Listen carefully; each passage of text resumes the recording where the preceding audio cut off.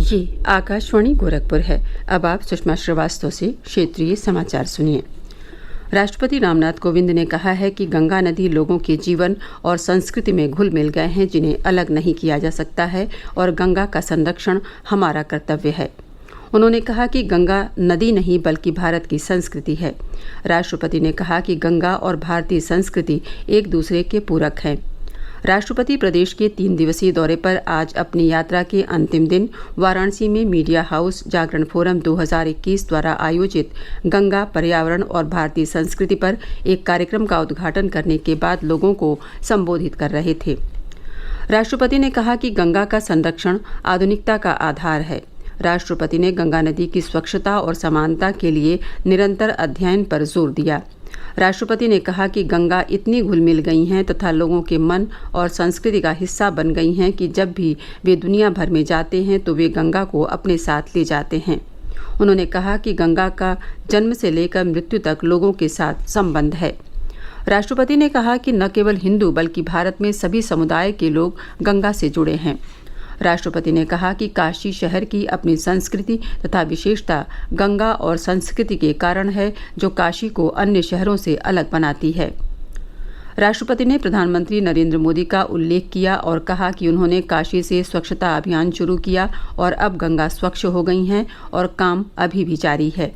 अपने संबोधन में राष्ट्रपति ने अपील की कि विकास करते समय आधुनिकता और हमारी प्राचीन संस्कृति के बीच समायोजन होना चाहिए। राष्ट्रपति ने कहा कि काशी ने भारत और मानवता के लिए काम करने वाले कई भारत रत्नों को सम्मानित किया है। राष्ट्रपति शुक्रवार को अपनी 3 दिवसीय यात्रा पर वाराणसी पहुंचे तथा वाराणसी, सोनभद्र और मिर्जापुर जिलों में विभिन्न कार्यक्रमों में भाग लिया। प्रधानमंत्री नरेंद्र मोदी के संवाद कार्यक्रम परीक्षा पे चर्चा के लिए 10,32,000 से अधिक विद्यार्थियों ने पंजीकरण कराया है। इस कार्यक्रम के लिए 2,60,000 से अधिक शिक्षकों और 92,000 से अधिक अभिभावकों ने भी पंजीकरण कराया है। हमारे संवाददाता ने बताया है कि परीक्षा पे चर्चा कार्यक्रम बच्चों के लिए तनाव रहित माहौल बनाने के उद्देश्य से शुरू किए गए व्यापक अभियान का एक हिस्सा है। आज विश्व उपभोक्ता अधिकार दिवस है। ये दिन प्रत्येक वर्ष 15 मार्च को उपभोक्ता अधिकार और आवश्यकताओं के बारे में वैश्विक जागरूकता बढ़ाने के लिए मनाया जाता है।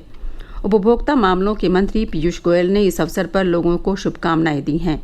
एक ट्वीट में श्री गोयल ने कहा कि प्रधानमंत्री नरेंद्र मोदी के नेतृत्व में सरकार ने उपभोक्ताओं के अधिकारों को पूरी तरह से सुरक्षित और संरक्षित रखना सुनिश्चित करने के लिए अनेक कदम उठाए हैं। सूचना और प्रसारण मंत्री प्रकाश जावड़ेकर ने कहा है कि उपभोक्ताओं को ये अधिकार है कि उन्हें उचित मूल्य पर सही उत्पाद मिलें। श्री जावड़ेकर ने लोगों से आग्रह किया कि वे सही उत्पाद न मिलने पर उपभोक्ता फोरम में इसकी शिकायत करें।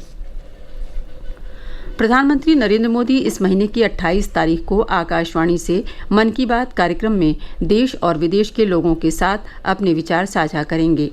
ये मासिक रेडियो कार्यक्रम का 75वां संस्करण होगा। श्री मोदी ने एक ट्वीट में कहा कि मन की बात कार्यक्रम देश भर से लोगों के विचारों, रोचक विषयों और प्रेरक जीवन यात्राओं को उजागर करने का अवसर देता है। प्रधानमंत्री ने लोगों से कार्यक्रम के आगामी संस्करण के लिए अपने विचार साझा करने का भी आग्रह किया। लोग नमो ऐप या माई गो ओपन मंच पर अपने विचार साझा कर सकते हैं। प्रदेश में पर्यटन की अपार संभावनाएं हैं। इसी को दृष्टिगत रखते हुए मुख्यमंत्री योगी आदित्यनाथ ने उत्तर प्रदेश पर्यटन नीति घोषित किया है। प्रदेश में इको टूरिज्म को बढ़ावा दिया जा रहा है। इसके तहत प्राकृतिक एवं वन क्षेत्रों में मौजूद रमणीक स्थलों पर वन तथा पर्यटन विभाग द्वारा मिलकर ग्रामीण पर्यटन की दृष्टि से संबंधित क्षेत्रों का विकास किया जा रहा है। इको टूरिज्म नीति के तहत संभावित क्षेत्रों में स्थानीय लोगों के सहयोग से बिना प्रकृति को नुकसान पहुंचाए पर्यटकों को आकर्षित करने के लिए आवश्यक सुविधाओं का विकास किया जा रहा है। प्रदेश सरकार की इस नीति से स्थानीय लोगों को रोजगार मिलेगा, साथ ही स्थानीय स्तर पर उत्पादित कुटीर उद्योगों की विभिन्न वस्तुओं का विक्रय तथा राष्ट्रीय अंतर्राष्ट्रीय स्तर पर उसकी पहचान बनेगी। स्थानीय स्तर पर उत्पादित वस्तुओं के विक्रय से लोगों में आर्थिक समृद्धि भी आएगी। देश भर में लगभग 3 करोड़ लोगों को कोविड का टीका लगाया जा चुका है। कल 1,40,000 से अधिक लोगों का टीकाकरण किया गया। इस बीच कल 17,000 से अधिक रोगी कोविड से स्वस्थ हुए। इस समय देश में स्वस्थ होने की दर 98.68% है। स्वास्थ्य मंत्रालय ने कहा है कि देश में अब तक 1,10,00,000 से अधिक कोविड रोगी स्वस्थ हो चुके हैं। इसके साथ ही क्षेत्रीय समाचारों का ये बुलेटिन समाप्त हुआ। नमस्कार।